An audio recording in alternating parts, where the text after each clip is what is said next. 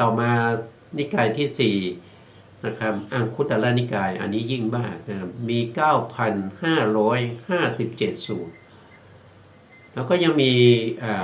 นิกายที่5นะครับเขาเรียกว่าเป็นคุตกานิกายคุต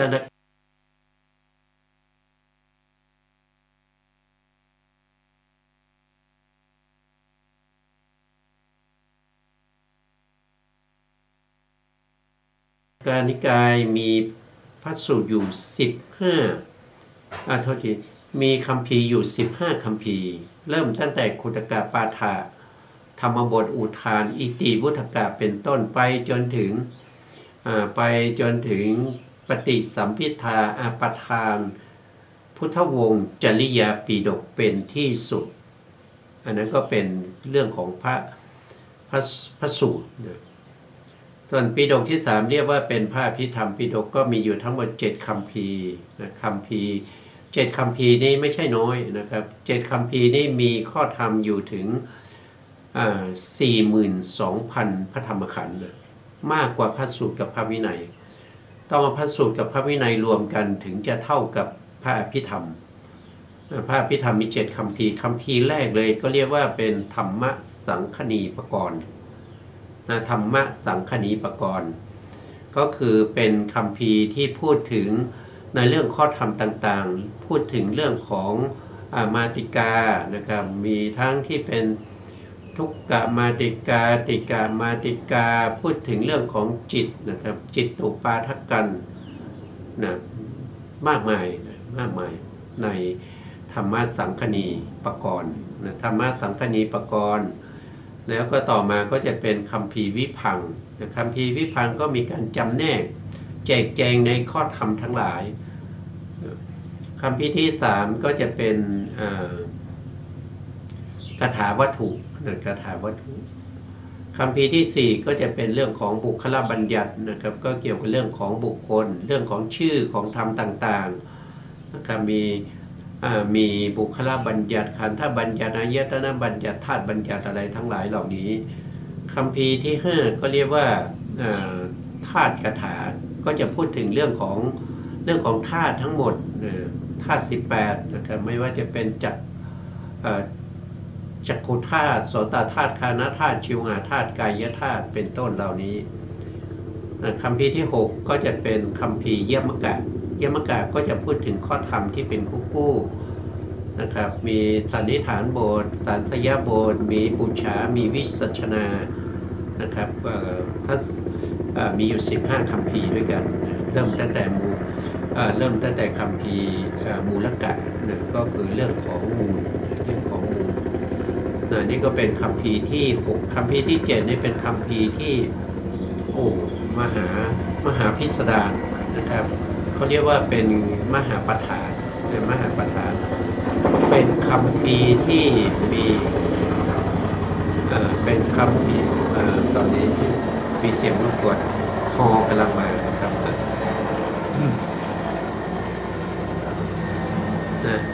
คัมภีร์ที่7เนี่ยก็เรียกว่าเป็นคัมภีร์มหาปฐานก็เรื่องพูดถึงเรื่องของเหตุและปัจจัยนะครับเรียกเหตุก็คือปัจจัยนะครับปัจจุบันก็คือเป็นผลนะครับที่เป็นไปในชีวิตประจำวันของเราตั้งแต่เกิดจนถึงตายนะครับอันนี้มีข้อธรรมเยอะมากนะครับจริงๆแล้วก็ถ้าว่าโดยมาติกาก็มีนิดเดียวนะครับก็คือพูดถึงเรื่องของปัจจัย24นะครับแต่ถ้าขยายความออกไปก็พิสดารเหลือเกินแล้วก็เป็นคัมภีร์ที่พระพุทธองค์ใช้ในการพิจารณาตอนที่พระพุทธองค์ตรัสรู้ใหม่ๆปฐมโพธิการในสัปดาห์ที่4นะครับที่พิจารณาพระอภิธรรมในเรือนแก้วนะครับแล้วก็พิจารณาถึงมหาปฐานนี้ทำให้พระพุทธองค์เนี่ยมีพระรัศมีนะครับซ่านออกจากพระวรกายเพราะคัมภีร์นี้เป็นคัมภีร์ที่เหมาะสมกับพระปัญญาของพระสัมมาสัมพุทธเจ้าเพราะฉะนั้นรัศมีจึงซ่านออกจากพระวรกายของพระพุทธองค์อันนี้เป็นคัมภีร์ที่ คัมภีร์สุดท้ายนะครับคัมภีร์สุดท้ายนะมีตามที่ท่านได้พูดไว้นะถ้าพระพุทธศาสนาจะเสื่อมไปนะคัมภีร์นี้จะเสื่อมไปก่อนนะครับปัจจุบันนี้ก็ผู้ที่จะศึกษาเล่าเรียนในมหาประธานนี้ก็มีน้อยนะมีน้อยแล้วก็ผู้ที่ศึกษามหาประธานเนี่ยท่านบอกว่านะครับเขาศึกษามา20 ปีแล้วนะครับก็ยังไม่จบนะแล้วก็ไม่รู้ว่าจะจบเมื่อไหร่นะครับเพราะว่ามหาประธานนี้เป็นข้อธรรมที่มีมากมายนะครับมีมากมายแต่ถ้าจะศึกษาโดยย่อๆก็ไม่ก็ได้นี่ก็ได้แบบย่อๆนะครับก็ได้แบบย่อๆนะอันนี้ก็เป็นอะไรก็เป็นคัมภีร์ทางพระพุทธศาสนานะครับอันนี้เป็นเราพูดถึงเมื่อกี้เราพูดถึงเรื่องของจรณะนะครับก็คือข้อปฏิบัติของพระพุทธองค์นะครับเป็นข้อประพฤติปฏิบัตินะหนึ่งก็คือศีลสัมปทา2อินทรีย์สังวรนะ2อินทรีย์สังวรนั่นก็คือได้แก่การสำรวมสังวรปิดกั้นอกุศลที่จะเข้ามาในทวารทั้ง6เข้ามาทางตาเห็นแล้วเกิดความยินดีพอใจหรือว่าเห็นแล้วไม่ชอบใจนะมีปัญหาอะไรพวกนี้นะก็ปิดกั้นนะครับปิดกั้นไม่ให้อกุศลเข้าทางตานะไม่ให้ธรรมที่เป็นกิเลสเข้าทางหูไม่ให้ธรรมที่เป็นอกุศลทั้งหลายนะไม่ว่าจะเป็นโอฆาโยฆาคันธะนะครับหรือว่าเป็นนิวรณ์เป็นสังโยชน์เป็นกิเลสต่างๆนะครับที่เข้ามาทางหูทางจมูกทางลิ้นทางกายแล้วก็ทางใจปิดกั้นด้วยอินทรีย์สังวรในทวารทั้ง6ต่อมาก็จะเป็นเขาเรียกว่าโภชเนมตัญยุตาโภชเนมตัญยุตาก็คือพระองค์เป็นผู้ที่รู้ประมาณในการบริโภคนะครับรู้ประมาณในการบริโภคในเรื่องของปัจจัยทั้ง4นะครับไม่ว่าจะเป็นจีวรสังฆติสบงบาตรนะทั้งหลายนะครับอันนี้ก็เป็นอัฏฐบริขารทั้งหลายนะครับแล้วก็มีการรู้ประมาณในการบริโภคการฉันนะการดื่มการเคี้ยวการลิ้มนะแล้วก็ยังรู้ในเรื่องของความเหมาะสมที่จะใช้สอยเสนาสนะที่อยู่ที่อาศัยทั้งหลายนะครับไม่ว่าจะเป็นที่นั่งที่นอนที่ยืนที่อะไรก็ตามนะรู้ประมาณรู้ประมาณแล้วก็รู้ประมาณในการที่จะใช้คิลนาเภสัชบริขารทั้งหลายคือยารักษาโรคทั้งหลายนี่เป็นเรื่องของรู้ประมาณในการบริโภคในปัจจัยทั้ง4นอกจากนั้นยังมีการในการบริโภคก็ต้องมีการพิจารณา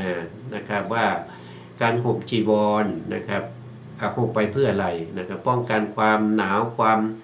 ร้อนป้องกันเดือดยุงลมแดดนะครับเพื่อปกปิดอวัยวะอันก่อให้เกิดความละอายนะต้องมีการพิจารณาถึงการใช้แล้วยังต้องพิจารณาถึงว่าสิ่งเหล่านี้ได้มาด้วยความบริสุทธิ์หรือเปล่านะครับทำมิมิตมาใช่ไหมทำเครื่องหมายให้เขามาถวายใช่ไหมหรือว่าไปพูดเรียบเคียงให้เขามาให้อันนี้ก็เป็นไปการแสวงหาปัจจัยทั้ง4โดยไม่บริสุทธิ์ปัจจัยเหล่านั้นจึงมีคุณน้อยนะมีคุณน้อยมีโทษมากนะมีโทษมากในเรื่องของการแสวงหาผ้าเนี่ยพระพุทธองค์ได้บอกว่าการที่เราจะห่มจีวรหรือเราจะ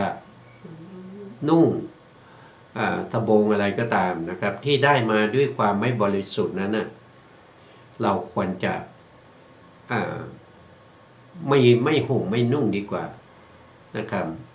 เพราะอะไรก็เพราะว่าถ้าตายไปนะครับก็ต้องไปเป็นสัตว์นรกนะครับถูกเขาเอาไปทรมานเอาไปทรมานสัตว์นรกก็จะต้องถูกยมพบาลทั้งหลายนะครับทิ่มแทงด้วยหอกนะครับถ ถูกฟาดฟันด้วยกระบี่ดาบหรือคมสิ่งมีคมทั้งหลายนะแล้วก็ทุกข์ทรมานอยู่ในนรกเนี่ยยาวนานนะครับทุกข์ทรมานอยู่ในนรกยาวนานนะเพราะฉะนั้นไม่ข่มเสียจะดีกว่านะถ้าได้มาแล้วไม่บริสุทธิ์ก็ต้องสละไปนะครับอันนี้ก็เป็นเรื่องของโภชเนมตัญยุตานะครับข้อต่อไปก็เป็นชาคิยานุโยคนะชาคิยานุโยคก็คือหมายถึงว่าเป็นผู้ที่ไม่ง่วงเหงาเหานอนเป็นผู้ที่ตื่นอะไรตื่นนะครับจิตที่เป็นไปกับกุศลธรรมจิตที่เป็นไปกับวิปัสสนาและสมถะวิปัสสนาก็เริ่มต้นตั้งแต่สติปัฏฐาน4นะครับเริ่มสติปัฏฐาน4มีการพิจารณามีการกำหนดรู้ในเรื่องของกายานุปัสสนาสติปัฏฐานเวทนานุปัสสนาสติปัฏฐานจิตานุปัสสนาสติปัฏฐานแล้วก็ธรรมานุปัสสนาสติปัฏฐานควบคู่ไปกับการทำอาธิจิตอาธิจิตนั้นคือได้แก่สมาธินะครับได้แก่สมาธิที่เข้าถึงอุปจารสมาธินะเข้าถึงอุปจารสมาธิเป็นสมาธิที่พระพุทธองค์ได้ชมแก่ภิกษุทั้งหลายที่อยู่ด้วยพรหมวิหารนั่นก็คือการเจริญสมาธิให้เข้าถึงฌานไม่ว่าจะเป็นเมตตาภาวนานะครับกรุณาภาวนามุทิตาหรืออุเบกขาหรือจะเป็นสมาธิที่เป็นไปในเรื่องของกสิณนะกสิณมี10นะอสุภะ10นะอนุสติอีก10เนี่ยพวกนี้เป็นสมถะนะเป็นสมถะแล้วก็ควบคู่ไปกับวิปัสสนาญาณนะวิปัสสนาญาณทั้งหลายนะอันนั้นก็เป็นเรื่องของอะไรก็คือเรื่องของการตื่นนะครับการตื่นชาคิยานุโยคชาคิยานุโยคนี้ไม่ได้หมายถึงว่าไม่หลับไม่นอนนะครับไม่หลับไม่นอนดูแต่ทีวีเล่นแต่มือถือหรือว่านั่งเฉยๆนะครับอันนั้นไม่ได้ว่าเป็นชาคิยานุโยคชาคิยานุโยคนั่นคือจิตเราต้องเป็นไปในสมถะแล้วก็วิปัสสนาโดยไม่ถูกนิวรณ์รบกวนนิวรณ์ทั้งหลายถูกระงับไปนะถูกกำจัดไปแล้วนะครับจิตตื่นอยู่ในเรื่องของสมถะแล้วก็วิปัสสนาแล้วเป็นผู้ที่มีศรัทธานะข้อที่5ก็คือศรัทธาใครล่ะจะมีศรัทธาเทียบเท่ากับพระพุทธองค์พระพุทธองค์มีศรัทธายิ่งกว่าใครๆทั้งสิ้นไม่สามารถจะหาบุคคลที่มีศรัทธาเทียบเท่ากับพระพุทธองค์ได้พระสัมมาสัมพุทธเจ้าเป็นผู้ที่มีศรัทธายิ่งนะครับเพราะจะถามว่าแล้วพระพุทธเจ้าจะมีศรัทธาแก่ใครนะครับพระพุทธเจ้าก็มีศรัทธาในพระพุทธเจ้านะครับพระพุทธเจ้าที่ไหนตัวเองหรือคือพระพุทธเจ้าในอดีตในอดีตที่พระพุทธองค์เวียนว่ายตายเกิดมานะครับตอนที่บำเพ็ญบารมีนะครับตอนที่เป็นพระโพธิสัตว์นะครับตั้งจิตปรารถนาจะเป็นพระพุทธเจ้านะครับที่ได้พบพระพุทธเจ้าเนี่ยนะครับตั้งแต่ตั้งจิตปรารถนานะครับใช้เวลาอยู่เท่าไหร่7 อสงไขยนะ7 อสงไขยเนี่ยคือตั้งมโนปณิธานตั้งมโนปณิธานคิดว่าตัวเองเนี่ยอยากจะเป็นพระพุทธเจ้าเพื่อประโยชน์และความสุขแก่สรรพสัตว์ทั้งหลายก็ทำบุญทำลายไปก็ตั้งความปรารถนาเป็นพระพุทธเจ้านะครับแล้วก็ครั้งแรกที่ตั้งความปรารถนาเขาเรียกว่าเป็นมโนมยิทธิเนี่ยจะต้องตั้งต่อพระพักของพระสัมมาสัมพุทธเจ้าองค์ใดองค์หนึ่งนะไม่ใช่เป็นมโนมยิทธินี่จะตั้งตรงไหนก็ได้ไม่ใช่นะคือตั้งได้ทุกที่แต่ว่าที่ตั้งสำเร็จเนี่ยก็คือต้องตั้งต่อหน้าพระสัมมาสัมพุทธเจ้าตั้งต่อหน้าพระพักตร์นะครับโดยไม่ได้เอ่ยแต่ก็เข้าไปกราบบูชา แล้วก็ทนุบำรุงพระพุทธเจ้านะครับถึงพระบาทแล้วก็ตั้งความปรารถนาในใจ แล้วพระพุทธองค์นั้นก็จะรับรู้ว่ามานพนี้นะหรือว่าพระเจ้านะพระเจ้าแผ่นดินองค์นี้นะครับตั้งความปรารถนามโนมยิทธิจะเป็นพระพุทธเจ้าในอนาคตนะครับพระพุทธเจ้าก็รับทราบนั่นก็แสดงว่าเราตั้งมโนมยิทธิสำเร็จแล้วนะตั้งมโนมยิทธิเนี่ยใช้เวลาถึง7 อสงไขยนะคือพระพุทธเจ้าของเราเนี่ยเป็นประเภทที่เป็นเขาเรียกว่าเป็นปัญญาธิกะนะเป็นปัญญาธิกะเพราะฉะนั้นก็ต้องใช้เวลาในการตั้งมโนมยิทธิอยู่7 อสงไขย7 อสงไขย7 อสงไขยนี่ไม่ใช่น้อยนะ1 อสงไขยเนี่ยยาวนานมากเลยยาวนานมากนะครับตั้งแต่โลกใบนี้มีขึ้นมานะครับมีขึ้นมาจนถูกทำลายจนหมดสิ้นแล้วก็ไปมีโลกใบใหม่นั่นเรียกว่าเป็น1 กัปนะ1 กัป1 กัปแต่นี้ท่านใช้เวลาถึง7 อสงไขยกัปก็คือนับไม่ได้โลกเกิดขึ้นตั้งอยู่ดับพูดถึงจักรวาลเลยจักรวาลแสนโกฏจักรวาลเกิดขึ้นแล้วมีมนุษย์มาอาศัยอยู่แล้วก็ถูกทำลายไปแล้วก็จักรวาลนั้นจะเวิ้งว้างไม่มีดวงดาวแม้แต่ดวงเดียวแล้วก็อยู่มาอีกยาวนานมากนะครับกว่าจะได้มีจักรวาลสร้างขึ้นมาใหม่นะครับในช่วงที่เราอาศัยอยู่นี้เขาจะเรียกว่าเป็นอสงไขยช่วงนี้มนุษย์เรามีโลกอาศัยอยู่ปัจจุบันนี้เราเรียกว่าเป็นวิวัตถายีอสงไขยกัปวิวัตถายีอสงไขยกัปแล้วอยู่ไปตอนนี้อยู่มาได้ยาวนานมากละมีพระพุทธเจ้าผ่านไปตั้ง4 พระองค์มีองค์แรกเป็นพระพุทธเจ้าทรงพระนามว่ากักกุสันโธสัมมาสัมพุทธเจ้าต่อมานะครับก็มีพระเจ้าอีกองค์หนึ่งชื่อว่าโกนาคามนะสัมมาสัมพุทธเจ้าแล้วก็หมดไปยาวนานมากแล้วมีพระพุทธเจ้าอีกองค์หนึ่งนะครับก็ชื่อว่ากัสสปะสัมมาสัมพุทธเจ้าแล้วก็หมดไปนะแล้วก็อยู่มาอีกยาวนานนับไม่ได้นะครับนับระยะเวลาไม่ได้ก็มีพระเจ้าองค์ที่4เกิดขึ้นมานั่นก็คือได้แก่พระเจ้าของเราโคตมะโคตมะสัมมาสัมพุทธเจ้าปัจจุบันก็อยู่ในสมัยของพระพุทธเจ้าโคตมะนะครับแต่พระพุทธองค์ปรินิพพานไปแล้วศาสนาของพระองค์ยังตั้งอยู่และจะยังดำรงอยู่ต่อไปอีก 2,000 กว่าปีนะ 2,000 อีกครึ่งหนึ่งนะตอนนี้ผ่านมาครึ่งหนึ่งแล้ว 2,600 ปีตอนนี้มี 2,600 ปีแล้วนะหลังจากนั้นนะครับหลังจากนั้นโลกของเราก็จะเลิกเมื่อพระพุทธเจ้าและศาสนาของพระสมณโคดมเนี่ยหมดไปแล้วนะครับก็ยาวนานอีกยาวนานมากจนมนุษย์อายุกับเท่ากับ 80,000 ปี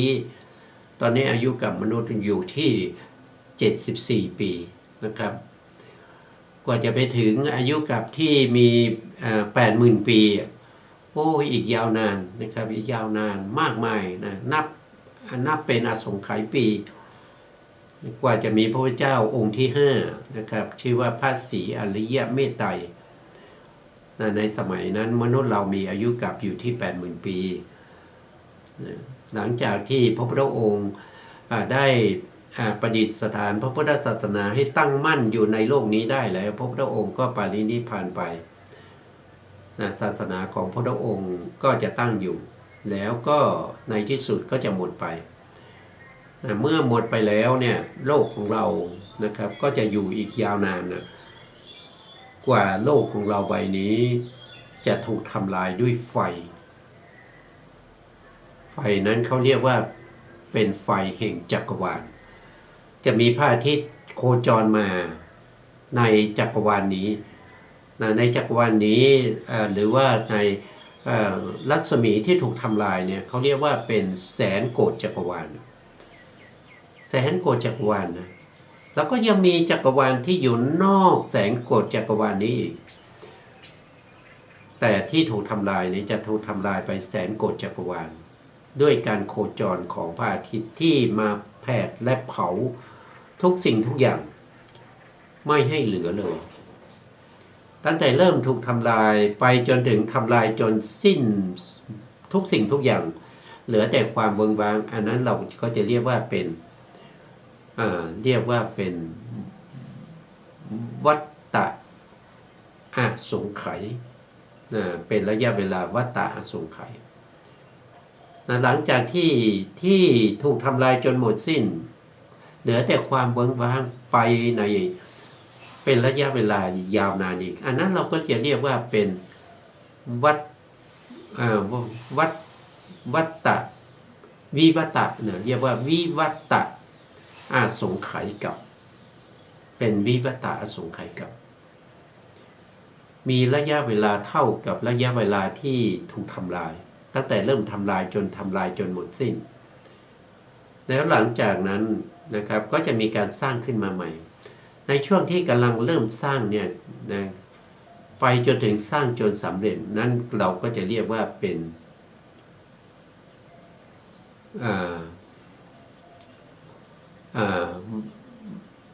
วิวัตะวิวัตะอสงไขยวิวัตะอสงไขยเพราะฉะนั้นอสงไขยจะมีอยู่4อย่างอสงไขยกับนะอสงไขยกับมีอยู่4อย่างอสงไขยเนี่ยมันจะมีหลายอย่างนะอสงไขยปีก็มีนะครับอสงไขยกับก็มีหรือว่าเป็นอสงไขยที่เป็นมหากัปก็มีนะครับรอบของการถูกทำลายอย่างนี้เนี่ยเราจะแบ่งออกเป็น4อสงไขยกับที่อสงไขยกับตอนที่มนุษย์เราอยู่ตรงนี้เราเรียกว่าเป็นวิวัตถายีอสงไขยกับเริ่มถูกทำลายเรียกว่าเป็นวัฏฏะอสงไขยกับทำลายจนหมดสิ้นเรียกว่าวิวัตตะอสงไขยกับเริ่มสร้างขึ้นมาเรียกว่าเป็น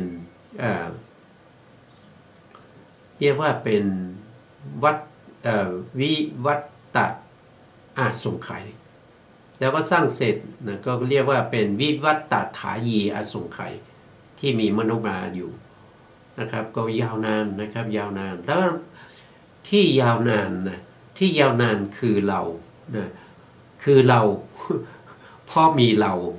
จึงมีการเวียนว่ายตายเกิดนะครับเวียนว่ายตายเกิดไปไม่รู้ว่าเริ่มมาจากไหนแล้วก็จะไปสิ้นสุดที่ไหนแล้วก็ไม่ใช่มีน้อยๆนะสัตว์ที่เวียนว่ายตายเกิดเนี่ยนับไม่ได้นะนับไม่ได้เดรัจฉานนี่มากมาย พูดถึงเดรัจฉานนะครับมีมากมายเหลือเกินนะครับแค่มดนะในบ้านของเราเนี่ยมีมดนะไม่ว่าจะเป็นมดดำมดแดงนะครับมดอะไรก็ตามนะอยู่ในบ้านนี้มีมากมายนะคนอาศัยอยู่ในบ้านของเรามีเท่าไหร่นะมี4 คน5 คนนะแต่มดเฉพาะมดเนี่ยมีมากมายเหลือเกินมดนะครับแล้วมีแมลงสาบมีจิ้งจกมีต๊กโตนะแล้วก็ยังมีแมวนะมีแมวมีสุนัขมีอะไรมากมายพวกนี้เป็นเดรัจฉานนะเพราะฉะนั้นนะโอ้ถ้าพูดไปเนี่ยสัตว์เนี่ยไม่มีโอกาสที่จะหมดนะพระพุทธเจ้าจะอุบัติขึ้นมากี่พระองค์ก็ตามนะจะมาช่วยกันลื้อขนสัตว์ไปสู่พระนิพพานแล้วพระพุทธองค์ตรัสว่าพระพุทธเจ้าที่ได้อุบัติขึ้นมาแล้วก็ปรินิพพานไปแล้วเนี่ยมากกว่าเม็ดทรายในมหาสมุทรซะอีกแล้วก็ในการอุบัติแต่ละพระองค์นี้ก็ลื้อขนสัตว์ไปนับจำนวนไม่ถ้วนนะครับเป็นโกฏแต่สัตว์นั้นก็ยังไม่หมดนะสัตว์นั้นก็ยังไม่หมดไม่ต้องกลัวว่าหมดนะเพราะว่าคู่กับวัฏฏะสงสารนะอยู่อย่างนี้นะ มากมายเหลือเกินนะครับต่อมาพระศรีอานก็จะมาหรือขนสัตว์ไปอีกนะครับแต่อย่าหวังว่ามันจะหมดไม่มีโอกาสที่จะหมดนะครับเพราะว่ามันไม่มีเฉพาะในจักรวาลของเรานะพระพุทธเจ้าเป็นผู้ที่อุบัติได้แสนยากนะอานันตจักรวาลเนี่ยพระพุทธเจ้าเนี่ยมีองค์เดียวนะครับในยุคในสมัยหนึ่งมีพระพุทธเจ้าได้แค่องค์เดียวนะครับแล้วก็จะมาอุบัติเฉพาะในชมพูทวีปในกลับนี้เท่านั้นจะไม่ไปอุบัติหรือไปตั้งพระพุทธศาสนาในจักรวาลอื่นหรือในโลกอื่นไม่มีเฉพาะโลกนี้โลกเดียวคิดดูว่าโลกของเราเนี่ยมันมีแค่ชั่วคราวแล้วในขณะชั่วคราวที่เกิดขึ้นมาบางยุคบางสมัยไม่มีพระพุทธเจ้าไม่มีพระพุทธเจ้าจะมีพระพุทธเจ้าเฉพาะในกลับที่บริบูรณ์สมบูรณ์นะครับถ้าเรานับถอยหลังไปนะครับโลกของเราใบนี้เนี่ยเราเรียกว่าเป็นภัตตกัปมีพระพุทธเจ้า5 พระองค์แล้วเรานับถอยหลังไปเนี่ยเราก็ดูไปว่านะครับโลกใบที่ก่อนจะมาถึงโลกใบนี้นะครับโลกใบก่อนเนี้ยนะไม่มีพระพุทธเจ้าเลยนะไม่มีพระพุทธเจ้าเลยไปตั้ง30 โลกนะโลกคือที่อยู่ของสัตว์ทั้งหลายเนี่ยเกิดแล้วก็ดับไปเกิดแล้วก็ดับไปมีมนุษย์มีสัตว์นิรัจฉานมีอะไรอาศัยอยู่มากมายแต่ไม่มีพระพุทธเจ้าตั้ง30 โลกถอยไปจะมีพระเจ้าในโลกใบที่31ในโลกใบที่31มีพระพุทธเจ้าอยู่แค่2 พระองค์นับถอยหลังไปนะก็คือพระพุทธเจ้าสิกขีนะสิกขีสัมมาสัมพุทธเจ้ากับพระพุทธเจ้าเวสสภูเวสสภูอันเนี้ยถอยไป31 กับนะ31 มหากับเนี่ยมีพระเจ้าอยู่แค่2 องค์นะแล้วต่อจากนั้นไปอีกนะครับโลกใบที่32ถอยไปก็ไม่มีพระเจ้านะไปมีพระพุทธเจ้านู่นโลกใบที่91ในกลับที่91น่ะมีพระพุทธเจ้าอยู่แค่องค์เดียวนะอันนั้นเป็นพระพุทธเจ้าวิปัสสีสัมมาสัมพุทธเจ้าโอ้มันยาวนานมากพระพุทธเจ้าอุบัติได้ไม่ค่อยจะมีพระพุทธเจ้านะครับผู้ที่สร้างบารมีเข้าถึงความเป็นพระพุทธเจ้านี่มีน้อยมากนะมีน้อยมากพระเจ้ามี3 ประเภทนะครับเคยพูดแล้วนะพระเจ้ามีอยู่3 ประเภทนั่นก็คือปัญญาธิกะนะครับปัญญาธิกะนี่สร้างบารมีน้อยที่สุดอย่างพระพุทธเจ้าของเราเนี่ยนะครับโคตมะเนี่ยนะครับเป็นผู้ที่มีปัญญาเป็นผู้ที่ยิ่งด้วยปัญญาสร้างบารมีใช้เวลาน้อยที่สุดสร้างบารมีแค่4 อสงไขยแสนมากกับแต่ตอนตั้งความปรารถนาจะเป็นพระพุทธเจ้าทางมโนนะครับคือตั้งไว้ในใจนะมโนปณิธานตั้งมโนปณิธานใช้เวลาตรงนั้นอยู่ถึง7 อสงไขยแล้วก็ในช่วงนั้นก็ได้พบกับพระพุทธเจ้านะครับในช่วง7 อสงไขยเนี่ยได้พบพระพุทธเจ้าผ่านไปถึง125,000 พระองค์125,000 พระองค์นี่ไม่น้อยมากเลยถ้าเทียบกับระยะเวลา7 อสงไขย7 อสงไขยเนี่ยโอ้ยาวนานเหลือเกินนะครับแล้วก็พอครบ7 อสงไขยท่านก็จะวาจานะครับตอนแรกเนี่ยคิดไว้ในใจเท่านั้นเองทำแล้วก็นึกในใจด้วยผลบุญนี้ขอให้เป็นพลวะปัจจัยให้ได้สัพพัญญุตญาณให้ได้ตรัสรู้เป็นพระพุทธเจ้าใช้เวลาไป7 อสงไขยมหากัปแล้วหลังจากนั้นก็วาจานะครับวาจาเนี่ยก็เป็นวจีนะเขาเรียกว่าเป็นวจีปณิธานตอนแรกเนี่ยเป็นมโนปณิธานใช้เวลาไป7 อสงไขยต่อมาก็เริ่มวาจาใช้เวลาอีก9 อสงไขยนะช่วง9 อสงไขยเนี่ยท่านได้พบกับพระพุทธเจ้าถึง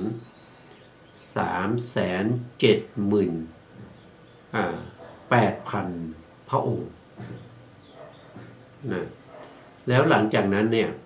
ท่านก็ได้มาพบกับพระพุทธเจ้าทีปังกรพบกับพระพุทธเจ้าทีปังกรพระพุทธเจ้าทีปังกรก็เป็นผู้ที่ให้คำพยากรณ์แก่พระพุทธเจ้าของเราพระเจ้าทีปังกรให้คำพยากรณ์แก่พระพุทธเจ้าของเราว่านะครับฤาษีนี้สมัยนั้นพระพุทธเจ้าของเราเป็นฤาษีนะครับชื่อว่าสุเมธะ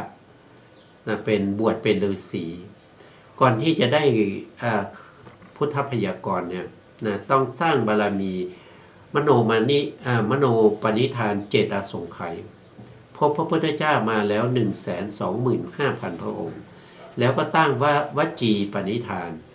พบพระพุทธเจ้ามาแล้ว 378,000 พระองค์แล้วถึงจะมาพบกับพระพุทธเจ้าทีปังกร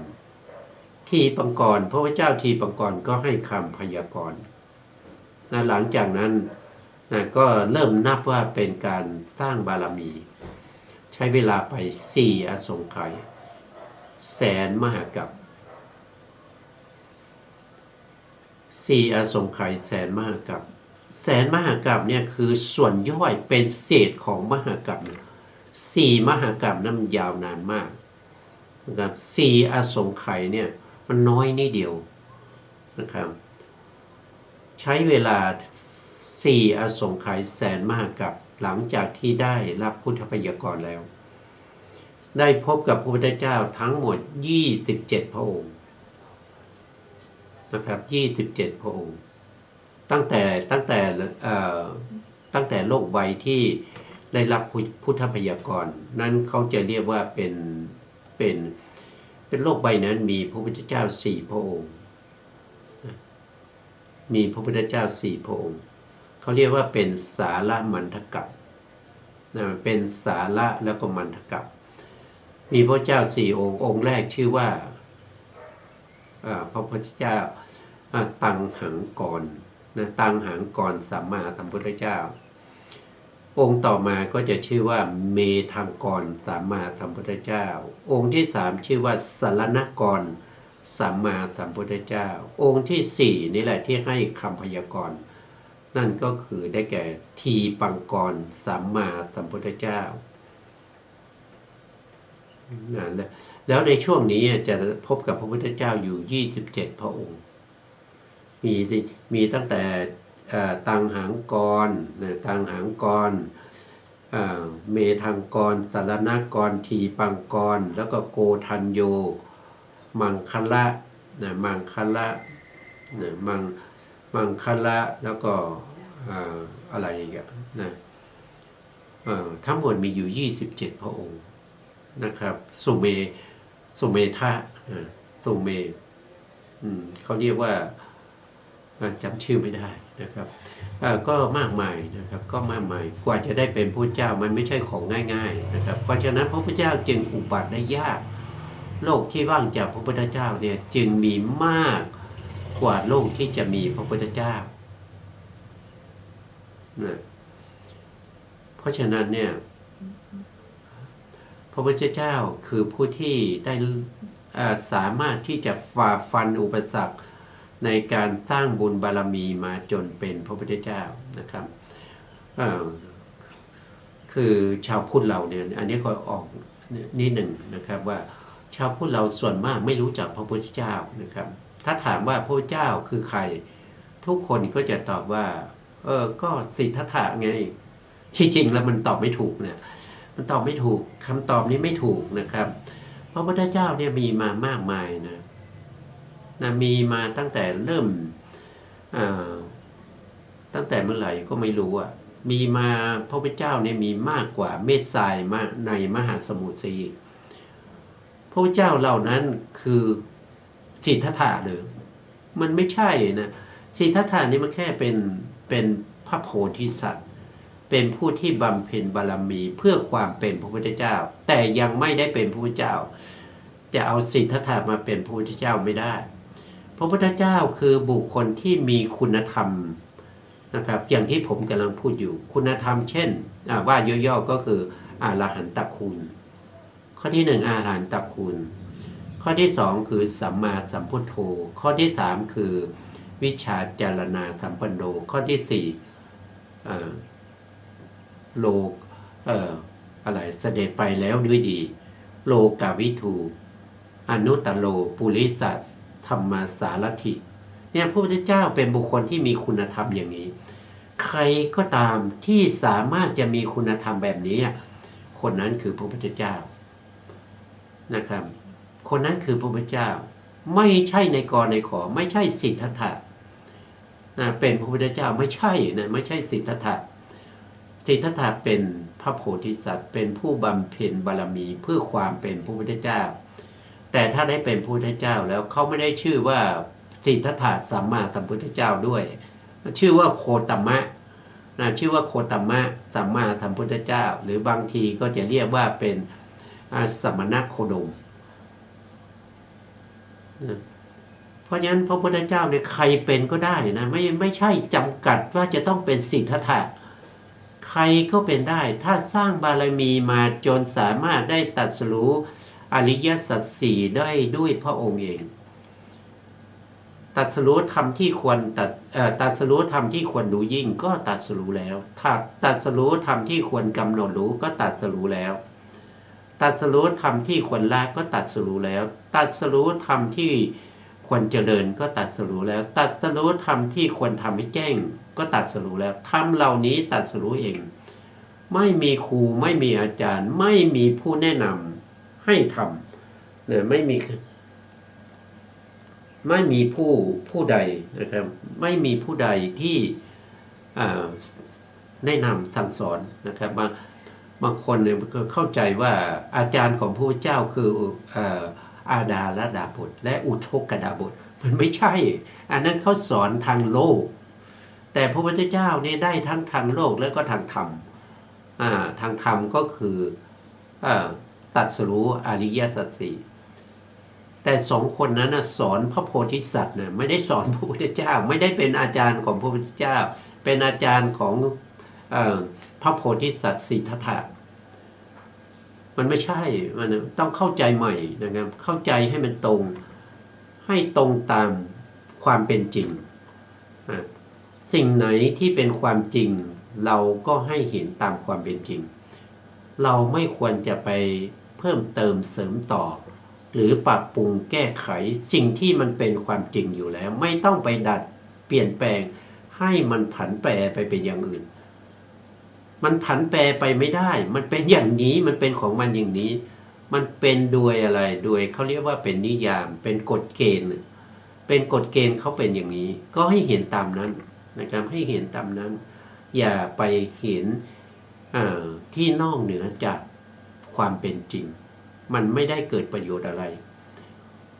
มันมีแต่ความทุกข์มันจะเป็นมุสานะครับขอให้ได้เห็นแต่สิ่งที่เป็นไปตามความเป็นจริงนะครับวันนี้ก็จะตอนแรกก็จะพูดถึงเรื่องของลัคนาสูตรก็คือเรื่องของการที่พิสูจน์ได้ว่าคนไหนนะครับมีมหาปุริลักษณะ32ประการอนุพยัญชนะ80ผู้นั้นถ้าออกบวชจะได้เป็นพระพุทธเจ้าถ้าไม่บวชก็จะได้ของฆราวาสก็จะได้เป็นพระมหาจักรพรรดินะครับแต่พูดไปพูดมายังไม่ได้ขึ้นหัวข้อเลยนะครับในครั้งต่อไปเนี่ยอาจารย์กันดาท่านก็จะกลับมาเข้ารายการนะครับเราก็จะได้ศึกษาต่อจากที่เคยศึกษาไว้นะครับเคยศึกษาไว้ในเรื่องของอัมพัทธสูตรนะอัมพัทธสูตรนะวันนี้เวลาเราหมดไปแล้วนะพูดจนหมดแล้วนะครับไม่ได้ขึ้นหัวข้อเลยนะสุดท้ายนี้ขอกราบขอบพระคุณพระครูสมุทรวิสุวัฒน์วรกิจโจผู้อำนวยการสถานีวิทยุเพื่อการศึกษาพระพุทธศาสนาและวัฒนธรรม FM 104.5 เมกะเฮิรตซ์วัดฝายหินจังหวัดเชียงใหม่และขอกราบขอบคุณพระครูปริยัติยานุศาสตร์ขอบคุณท่านผู้การธนาเดชะและขอบคุณ ท่านผู้ฟังและผู้ชมทุกท่านที่ติดตามในรายการศึกษาพัฒสัตธรรมเพื่อการพ้นทุกข์